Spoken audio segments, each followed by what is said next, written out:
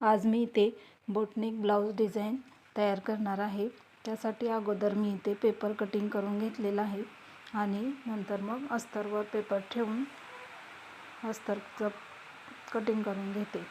आता हे अस्तर आपण ब्लाऊज पीसवर ठेवून ब्लाऊज पीससुद्धा कट करून घेणार आहोत। बोटनेकची खूप सुंदर अशी ब्लाऊज डिझाईन तयार करणार आहे।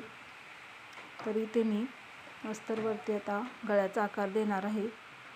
त्यासाठी गळ्याची उंची अगोदर वरती 2 इंच घेतलेली आहे। त्याच्या खाली 1 इंच घेऊन पूर्ण गळ्याची उंची ही 9 इंच ठेवलेली आहे आणि खालील बाजूस 4.5 इंच आडवी माप टाकून गळ्याला आकार देऊन घेतला।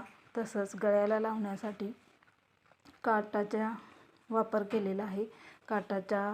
काटाला कटवर्क डिझाईन बनवणार आहे। त्यासाठी कॅनव्हास पेपरवर आकार देऊन तेही कट करून घेतलेला आहे। आता इथे मी ब्लाऊज पीसवर आपण गळ्याचा पूर्ण आकार देऊन तो स्टिच करून घेणार आहे। जसा एका बाजूला आकार दिला होता तसा दुसऱ्या बाजूचाही आकार पूर्ण करून तो गळा न कटिंग करता स्टिच करून घेणार आहे।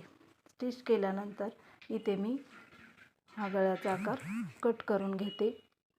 गळ्याचा आकार कट केल्यानंतर आपण त्याच्या कोनावरती कट देऊन घेणार आहे। त्यामुळे आपला गळा शेपमध्ये अगदी व्यवस्थित बाहेर निघतो। आता इथे मी उलटं कापड करून गळा बाहेर काढून घेणार आहे आणि व्यवस्थित असं त्याच्यावर इस्त्री फिरवून घेतली तर असा आपला छान असा गळा फिनिशिंगमध्ये तयार झालेला आहे। त्याच्यावरती आता इथं मी काटाच्या जे साडीचे ब्लाऊज पीसमधले जे काठ होते त्या काटाला असे कटवर्क डिझाईन बनवून घेतली होती। आता ती इथे मी स्टिच करून घेते। गळ्याच्या दोन्ही बाजूला असे काठ लावून घेतले। खूप सुंदर अशी बोटनेक डिझाईन आपली इथे तयार झालेली आहे।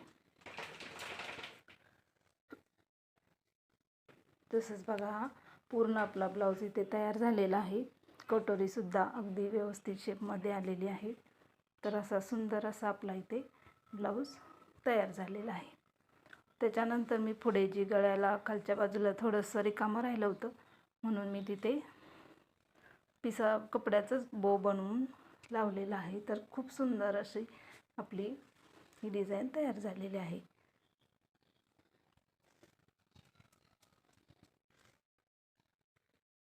तर इथे बघा मस्त असा आपला हा ब्लाऊज तयार झालेला आहे।